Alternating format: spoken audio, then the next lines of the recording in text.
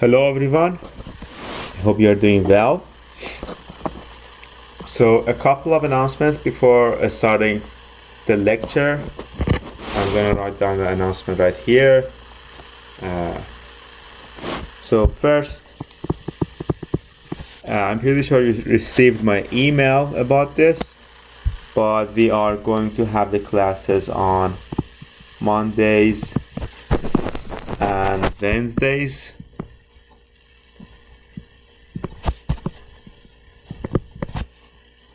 Only, right? We are going to have a 1 hour and 15-minute classes essentially, and the class will run from 10:25 to 11:40, right? Essentially like the other regular classes, like the other regular 2-day classes if you had. And we can always use the Friday class to solve problems, to solve examples. If you wanted to meet me, we can always set a meeting over there. I will try to be in my office as much as possible. We can always meet. Of course, we have to follow university protocols as far as the COVID-19 goes. And it should be COVID-20, because most of it happened in the year 2020, but whatever, as far as the COVID-19 goes, okay? And I wanted to upload a quiz for you guys, but then I thought about it and I thought this is the second week of classes, but I didn't want to force you guys to solve a problem and I start like thinking about the exams and quizzes, so we'll postpone this quiz to next week. And so the quiz will be posted next week. And hopefully from next week afterwards, you are going to have a quiz each week.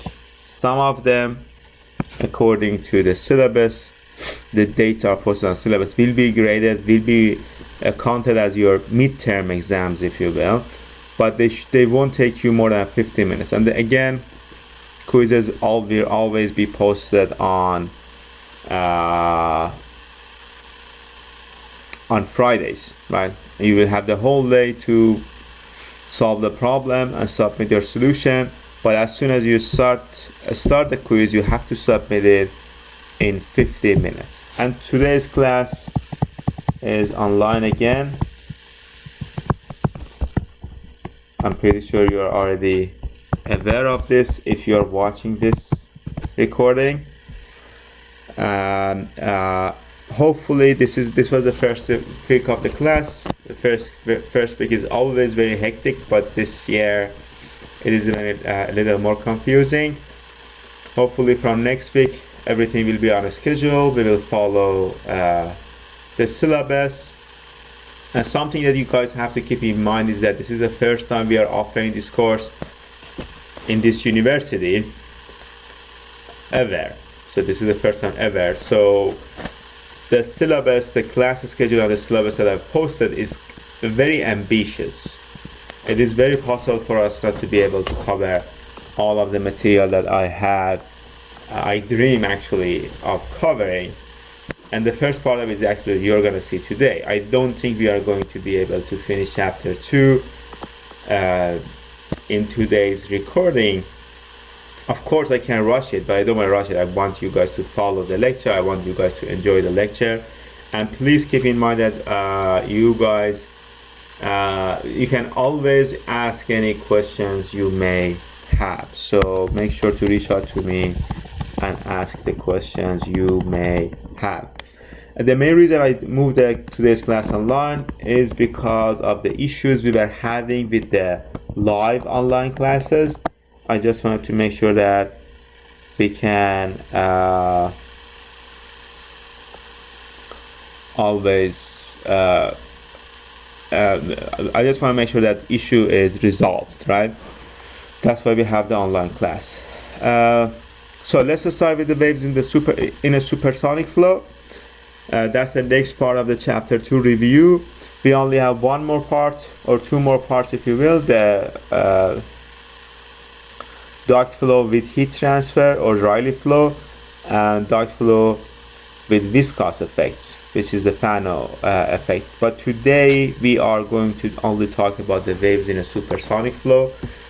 We have talked about the Mach waves, shock waves, and how they are generated before. This is nothing new to you guys. You are familiar with the concepts. We are going to get a little mathematical.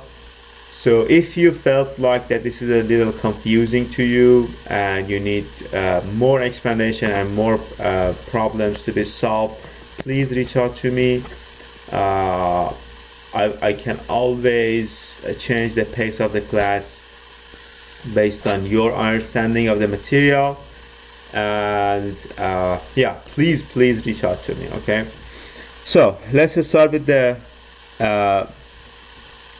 shock waves. Essentially, as we have discussed before, in a subsonic flow, a disturbance travels upstream to alert the flow of an upcoming object, right? If you recall the beeper example, if you are dealing with a subsonic flow, a sound wave is always ahead of your beeper, right? So if your beeper is approaching this airfoil will hear essentially the effects of this beeper moving towards it before the beeper itself reaches the airfoil. But the same thing does not happen when you are dealing with the supersonic flow. So the sound waves are moving at a slower pace compared to beeper. So beeper, your airfoil essentially sees your beeper abruptly, okay, and it needs to make adjustments just in a span of seconds, right? That's why we have the shock waves, and that's actually one of the reasons I think one of you guys brought up in the class, well, that the shock waves are there. And we have already talked about what the shock waves are, which is essentially a combination of a lot of pressure waves, right? But shock waves are not the only thing that are going to be generated when you are dealing with a supersonic flow and an object moving in a supersonic flow. We also have the expansion waves or Prandtl-Meyer waves.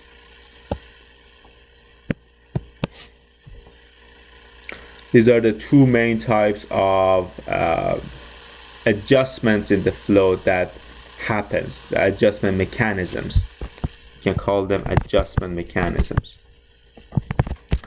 in the flow that happens because of the fact that that beeper, if you will, is moving faster than the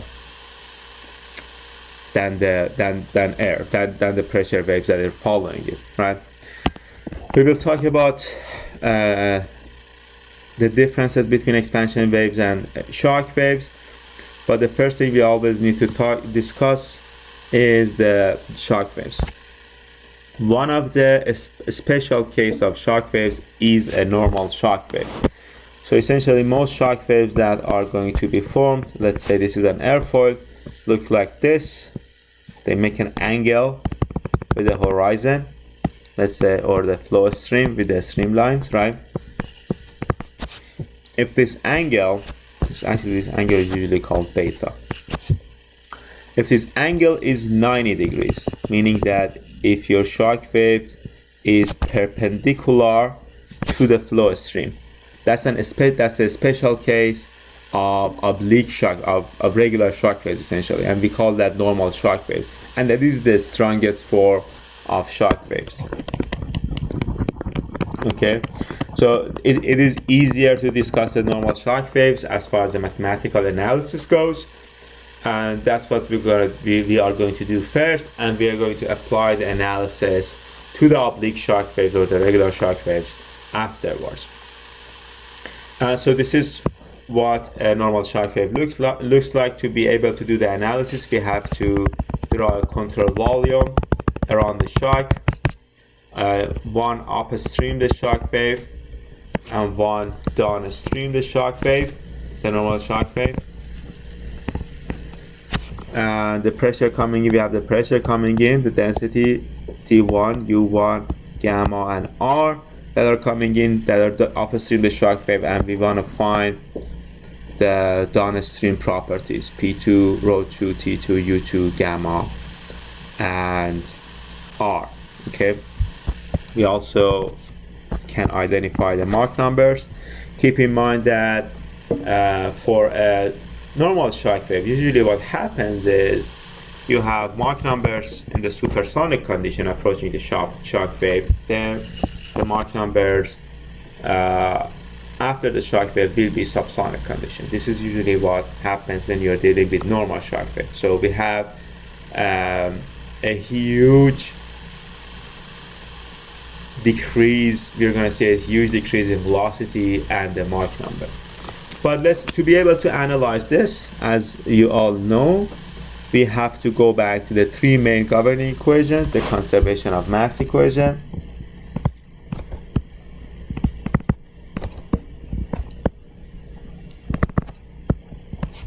if you write down the conservation of mass for this case and simplify it, you're going to get to ρ1 u1 is equals to ρ2 u2, and this is a one-dimensional case, so we only have the u as the x component of velocity. And if you end up reading the book, this is your book calls this equation continuity equation, and we already have talked about the fact that we don't usually call the compressible conservation of mass equation continuity equation. So don't be confused, we are still in the compressible flow, it's just a nomenclature that your book has used. Then we can also write the momentum equation in the x direction. Flow is only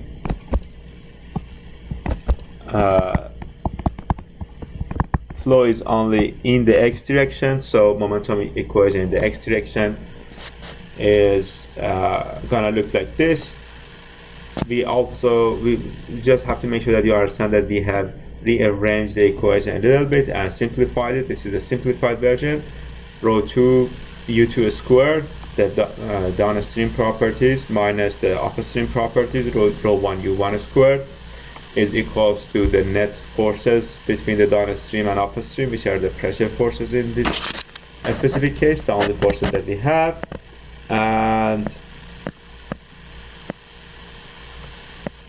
And then you can rearrange that for the momentum equation to look like this. As if you recall, we called this pressure plus ρ2 squared, we called it fluid impulse per unit area. So from this equation you can conclude that impulse is always concerned, because downstream upstream properties, when you add the pressure plus momentum, is always going to be equal to the downstream properties. So you can conclude that, I'm going to write the conclusion here, you can conclude that P plus ρu squared is always constant, right? Which tells you that the impulse per unit area is always constant. The latest equation, the last equation we want to let's talk about this as well. We can always represent the momentum equation using the Mach numbers and the definition of the speed of sound. We can simplify that, which is going to simplify to P1 multiplied by 1 plus gamma and 1 squared is going to be equal to P2 multiplied by 1 plus gamma squared, gamma m2 squared, downstream Mach number squared. Okay, and the last equation, last but not least, of course, is the energy equation. Keep in mind that we are assuming Cp is constant, meaning that we are assuming that your gas is calorically, I think that's an error, calorically perfect. Cp doesn't change with temperature. If you make that assumption, you can conclude that this is going to be your energy equation. Cp, downstream temperature plus downstream velocity squared over 2 equals to Cp upstream temperature. Then on the right hand side we have the downstream properties, so CPT2 plus U2 squared over 2. Okay, we can always play with the concepts that we see and the properties we see here. We can transform this part of the energy equation, Cp multiplied by T. We can actually change that. We can represent that in terms of a speed of sound based on the equations you have seen before in the previous lectures for the speed of sound. We can rewrite that as a squared over a speed of sound squared over gamma minus 1, and the next term is going to be represented in terms of velocity. If you play with that a little bit, you can represent that as the speed of sound at the sonic condition, so A star. We have talked about the sonic condition and the total condition, so you at this point you should be familiar with those. If you play with that, that's going to be equals to A star squared over gamma minus 1 plus A star squared over 2. Then it's going to be, then you can just add these two up. You can just combine the two these two terms to one big term, gamma plus 1 over 2 multiplied by gamma minus 1 A star squared, which is, this part is the definition of your total, or is equals to your total speed of sound. So a speed of sound at the total condition A of t. Okay. So based on the energy equation, we can assume that this is true for the normal shock waves. AT squared over gamma minus 1, or we can write it for the upstream condition and the downstream condition of the flow. AT2 squared over gamma minus 1.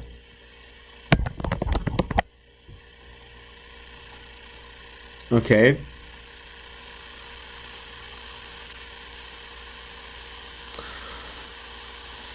I'm just gonna give you a couple of seconds to look at the equation and try to understand it a little better.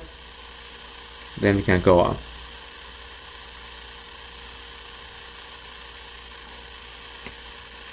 Okay, so let's go ahead with this.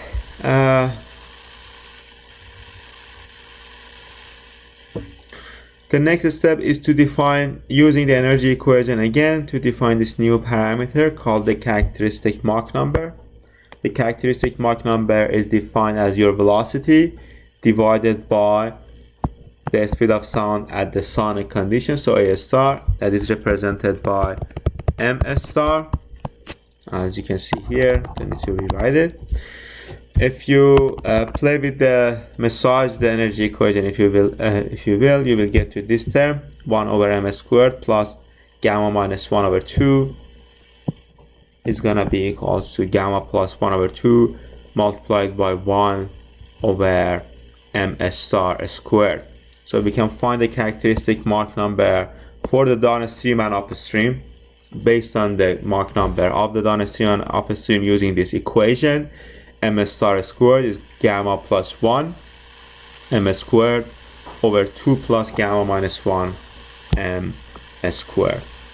Okay, and then a very important conclusion for M star, and one of actually the reason it is a good thing to use to do that, to represent the normal shock waves and to play with it as far as the normal shock wave goes, is that it goes to a limit. It has a limit. So if you go back to the equation, if you go back to the equation here, you will see that if the if m goes to infinity, what you're gonna get is if you take the limit of this equation when m goes to infinity, you are going to get to this term. I'm taking the limit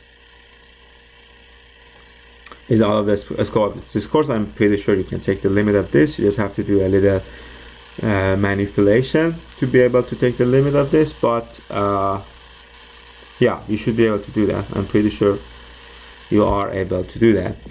But if you take the limit, you will see that as Mach number goes to infinity, your characteristic Mach number will go to a square root of gamma plus 1 over gamma minus 1, which for air, you can just plug in the values.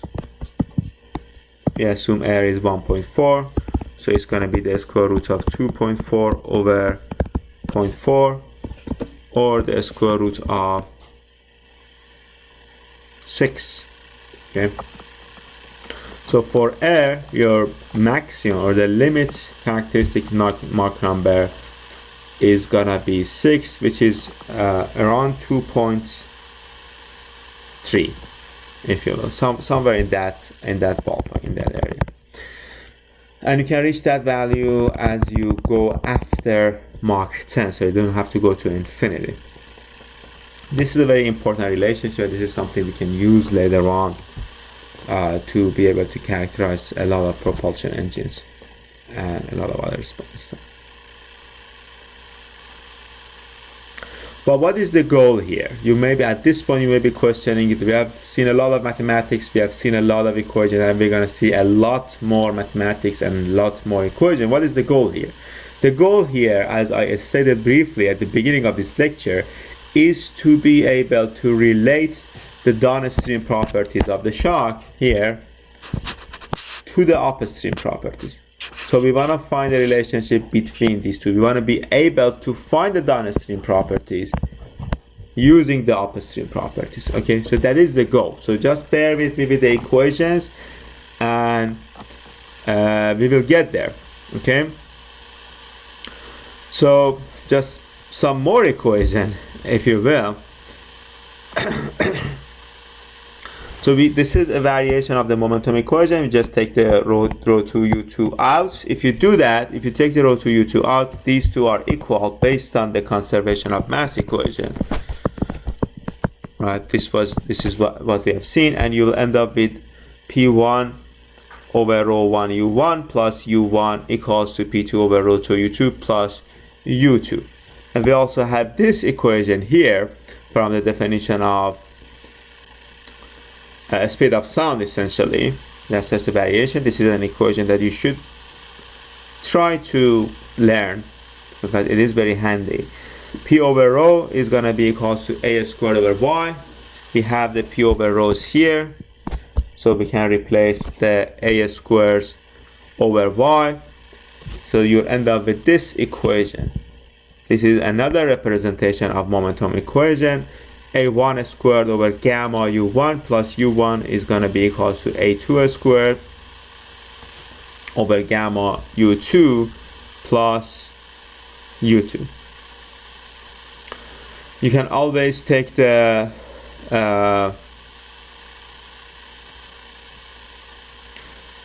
u out here. Like, you can take the u out here, and then you can try to simplify your equation, or in this case, in our case, we are making it a little more complicated. So if you play with the equation, and if you write the equation for the sonic condition and use these definitions we have had for the sonic properties, like this. Okay, if you use a combination of these two, you will end up with this equation: 1 over gamma u1 multiplied by gamma plus 1 over 2 ASR squared minus gamma minus 1 over 2 u1 squared plus u1, and the right hand side of the equation you can write for the downstream velocity and the downstream velocity. Okay, this equation can be simplified to this: u1 multiplied by u2 is going to be equals to the speed of sound at the sonic condition squared, which is a very important equation. This is called the Prandtl equation. This is something we can actually use to be able to relate the downstream and upstream properties. How does that work? So using this equation, you can, and using the definitions we have had for this characteristic Mach number. So we have had this equation, right, that relates the characteristic Mach number to the regular Mach number. We have this definition for characteristic Mach number that relates it to velocity and A star. If you play with that, you can actually come up with this neat equation. That's M star, the characteristic Mach number downstream of the shock wave, is going to be equal to 1 over characteristic Mach number upstream of shock wave. Okay, so what is the importance of that? We also have another equation that relates these two to the regular Mach number, right? The Mach numbers we are familiar with and we love, hopefully by this point, right? M1 and M2, right? Using this equation. Okay, using this equation, we have the main equation over there. Let me show that to you again. M star squared is equals to, I'm talking about this equation, equals to gamma plus 1 m squared over 2 plus gamma minus 1 m squared.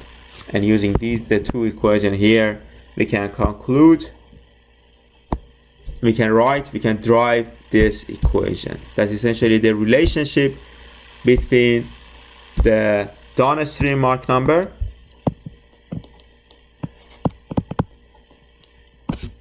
and the upstream Mach number. A very, very important equation. That's actually what we needed. And it is also important to keep in mind that it doesn't really matter how high your upstream Mach number is, your downstream Mach number after a normal shock wave is always gonna be smaller than or equal to this value. So the square root of gamma minus 1 over 2 gamma, or we can actually calculate that for air.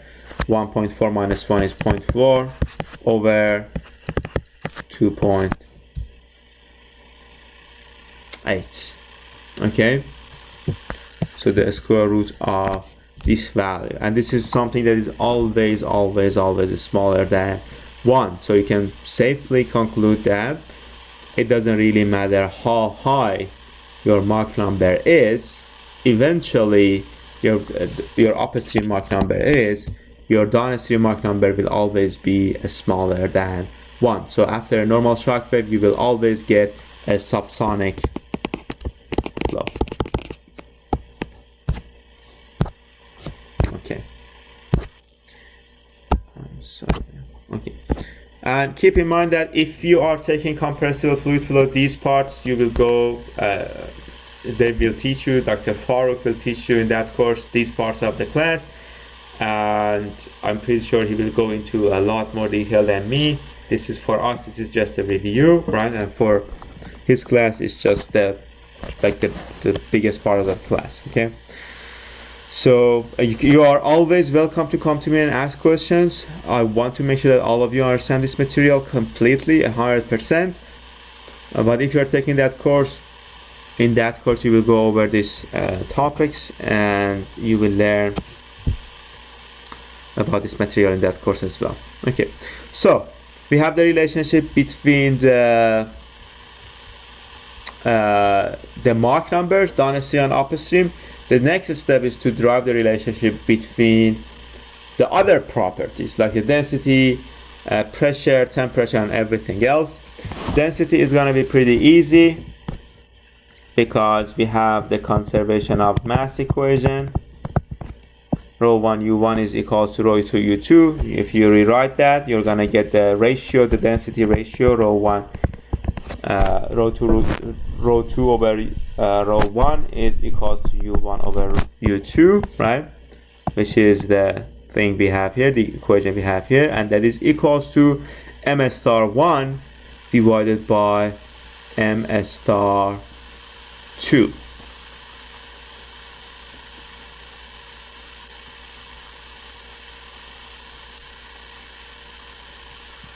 which is itself, based on the equation we saw here, this main equation, this main equation, which is itself equals to m1 star squared. Okay, and we know how to relate that m1 star squared to the Mach number. To the Mach number, we have the main equation. The main equation was gamma plus 1 m1 squared over 2 plus gamma minus 1 m1 squared. So that's your density ratio. And based on this, we can also see that it doesn't matter if your m1 goes to infinity, or it doesn't really matter how high you go, your density ratio will always approach this value of gamma plus 1 over gamma minus 1. It won't go higher, which is not true for the other ratios, the pressure, especially the pressure. Okay, now if you do the pressure ratio, we already have the relationship between the pressures and the density, so you can use that to your benefit and derive this equation for the pressure ratios. P2 over P1 is going to be equal to 1 plus 2 gamma over gamma plus 1 m1 squared minus 1. And based on the ideal gas law, which is a law that you are pretty familiar with by this point, we can also find the temperature ratios, which is going to be P2 over P1 multiplied by P1 over P2. So essentially this ratio multiplied by 1 over this ratio, right? And you will get the huge equation that you see here for the normal shock wave. We can also find the relationship between the total pressures. We already have this relationship. We already have derived the relationship. If you go back to the previous slides or previous lecture, if you go back to your notes, you can find this relationship to be actually like this: 1 plus gamma minus 1 over 2 to the power gamma over gamma minus 1. The only thing you need to do to find that relationship is to take the ratio, right? We can also replace the pressure ratio using the equation we saw in the previous page, and essentially you will get the total pressure, the ratio of the total pressures for the downstream and the upstream as a function of only your upcoming Mach number. So the genius of these relationships that you have seen so far is the fact that we have the ratio of these parameters, all of them, as a function of your upstream Mach number. Okay, if you go through these relationships, you can see that they're all only a function of upstream Mach number. So as long as you have the upstream Mach number and upstream properties, you will be able to find everything about the downstream condition. You can find the Mach number, pressures, densities, whatever. Okay, and you can always find the entropy change between the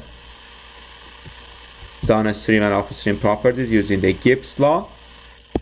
It is an adiabatic condition, so the other natural log part, which was the T2 over T1, the natural log of that part, is 0, right? For the total temperatures, right? Keep in mind that we are talking about the total conditions for this case, right? For the case, and that will be 0. So you can simplify the entropy change between the upstream and downstream of the condition, the normal shock wave, using this very simple equation. And something that I need you to remember, always remember, that this is not total entropy. Total entropy does not change, right? Because that was in the definition of total condition. It was an isentropic process, right? So total entropy does not change. This is a regular entropy change before and after a shock wave. And let's just review the main equations we have had for the shock wave analysis: the conservation of mass equation, the momentum equation. Number 2 and 3 is the different variations of energy equation. and also we had this equation u1 multiplied by u2 is equals to a star squared, and it is always constant for normal shock wave. And this was the equation actually that created the link for us to be able to find all of the relationships and everything else.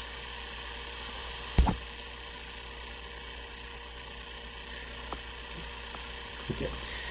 And the variation of these ratios as a function of upstream Mach number, you can see the variations here. Something that you need to notice is that the Mach 2 after some value reaches, and this is for air, so the values you see here is only for air, but the Mach number reaches a limit value, doesn't change. It doesn't matter how high your that's the downstream Mach number reaches that value. It doesn't really matter how high your upstream Mach number is. The same is true for the density ratios, but the other properties other than this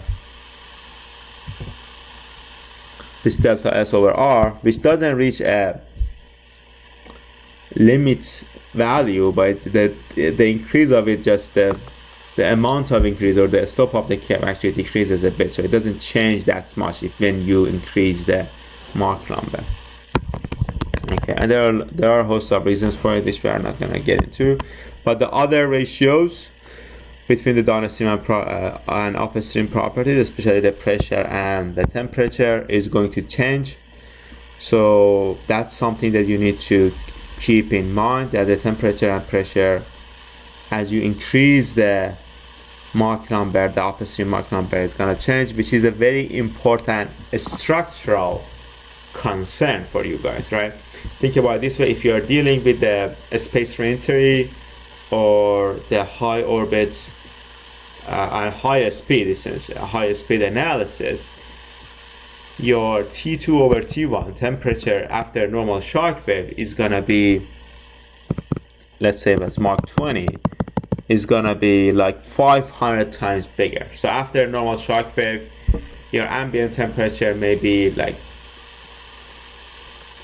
I don't know, 20, let's say very low Kelvin, like 100 Kelvin, like freezing 150 Kelvin, 200 Kelvin, something like that. But your downstream temperature is gonna be 1000 Kelvin. Right? So this is something that you have to make sure when you're designing a spacecraft that needs to deal with the space reentry. This is something that you have to make sure that you keep in mind as far as the design goes, design of that. So this that's why aerodynamic heating actually becomes very important at higher Mach numbers. Okay, so I think let's start the oblique shock waves. I think we are going slower than my anticipation and expectation. So I'm just gonna go over the oblique shock waves and stop the lecture here. I'm pretty sure we would have gone slower if we were in class, but that's all right. Please reach out to me and let me know if you feel like I'm going very slow or I'm going very fast.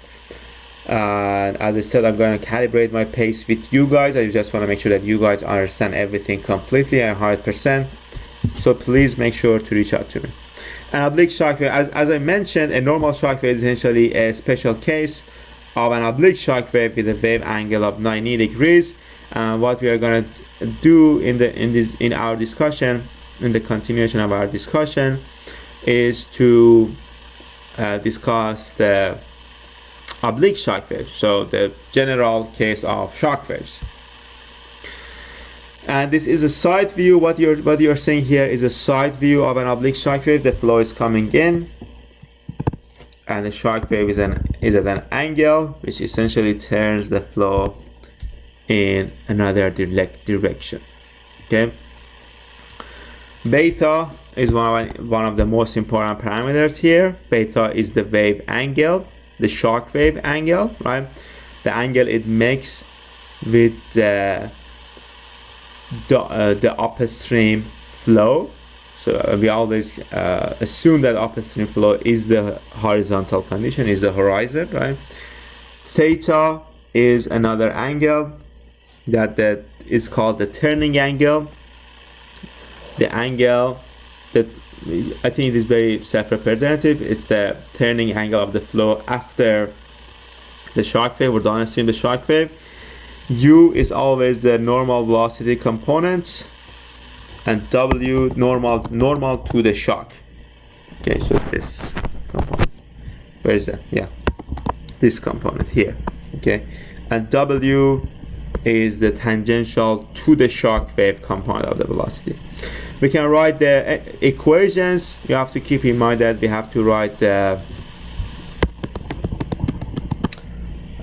conservation of mass, momentum, and momentum equations in two different directions. The momentum equation in two different directions, and we have to include the tangential velocity in the continuity equation as well. So the conservation of mass equation, if you write it, it's gonna look like this. There won't be any W components. We're gonna mention why is that the case. Mainly because W's actually W is not gonna change. The tangential velocity is not gonna change at all, and we are gonna see the proof later on. So your x direction, x momentum, your momentum equation in the x direction is gonna look like this. The momentum of the normal component of velocity.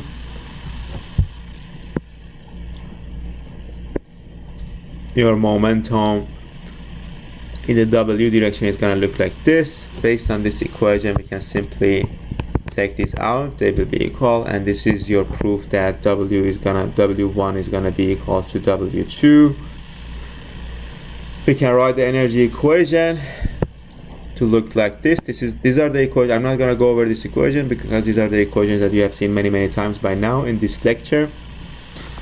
The W part is always the tangential velocity must remain equal. So your equation will reduce to something like this.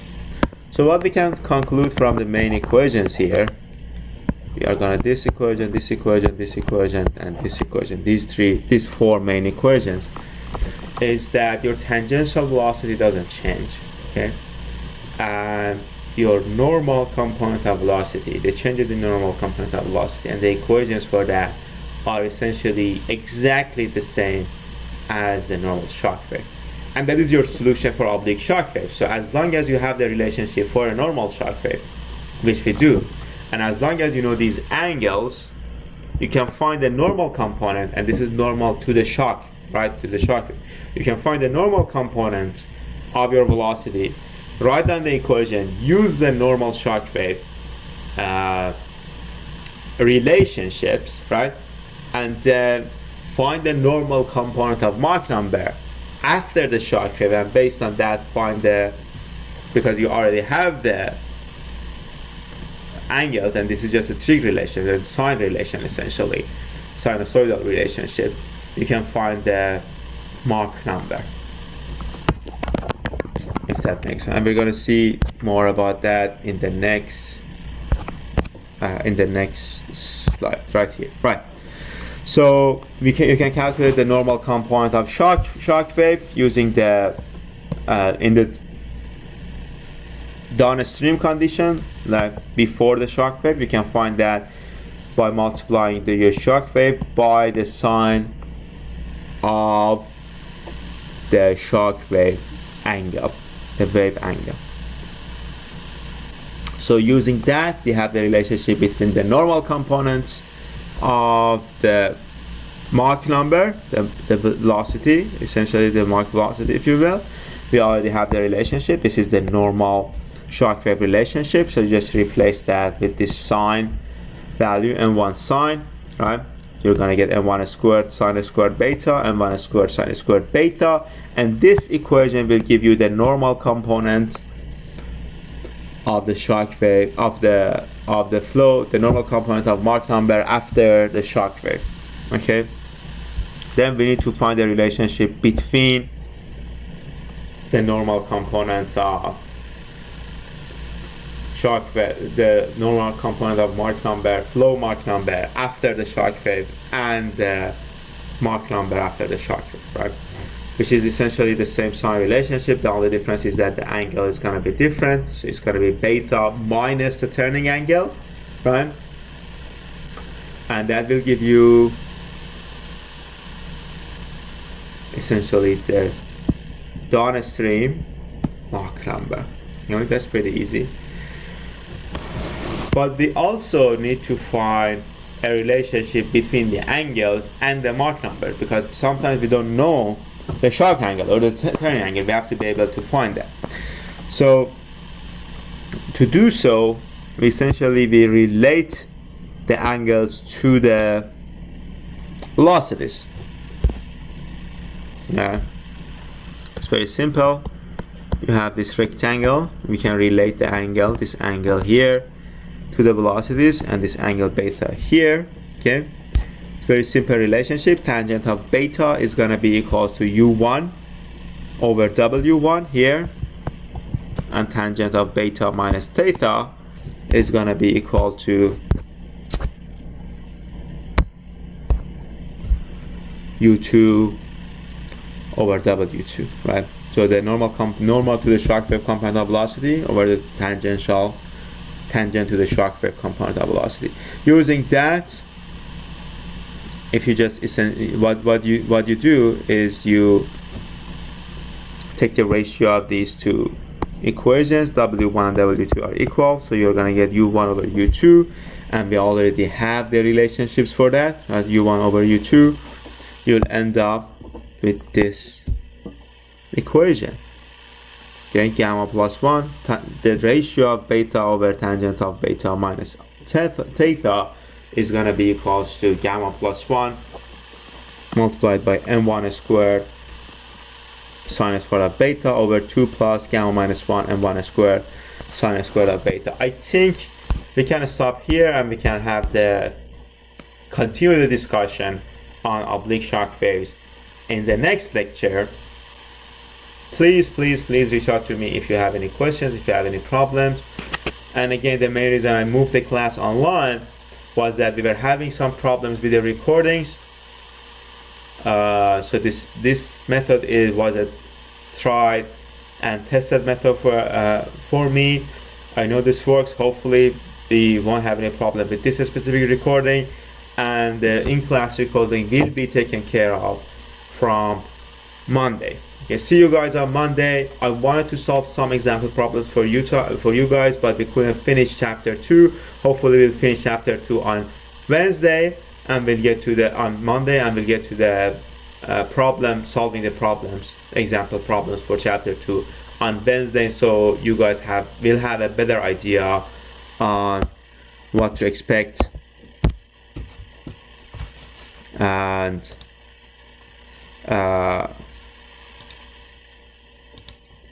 what to expect from this chapter. Okay.